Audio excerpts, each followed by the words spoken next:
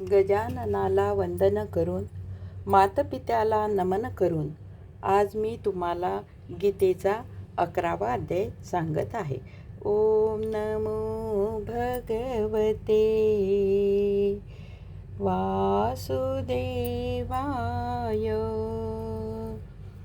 ओम नमो भगवते वासुदेवाय. श्रीकृष्ण भगवान म्हणाले, तसेच हे द्रोणाचार्य आणि भीष्म पितामह आणि जयद्रथ, तसेच कर्ण, आणखीही दुसरे माझ्यासारखे मारल्या गेलेल्या शूरवीर योद्ध्यांना तू मार आणि भिवू नको. निसंशय तू युद्धामध्ये शत्रूला जिंकशील म्हणून तू युद्ध कर.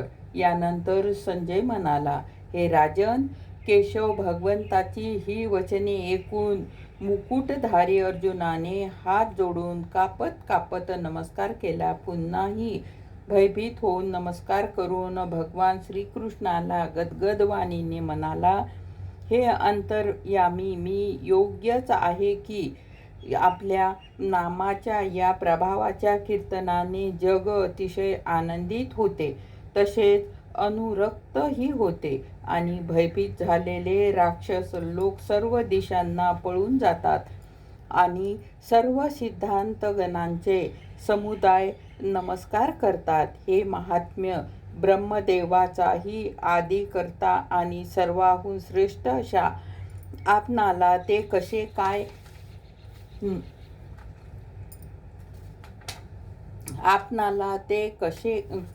काय नमस्कार करणार नाहीत, कारण ते अनंत हे देवेशा, हे जगत निवासा, तू असत आणि त्यांच्याही पलीकडचे अक्षर म्हणजे सच्चिदानंद घन ब्रह्म आहे. हे ते आपणच आहात. हे प्रभू, आपण आदिदेव आणि सनातन पुरुष आहात. आपण या जगताचे परम आश्रय, तसेच जाणणारे, तसेच जाणण्या योग्य आणि परमधाम आहात. हे अनंत रूपा, आपल्यामुळे हे सर्व जग व्यापलेले म्हणजेच परिपूर्ण आहे. गोपाल कृष्ण भगवान की जय. ओम नमो भगवते वासुदेवाय.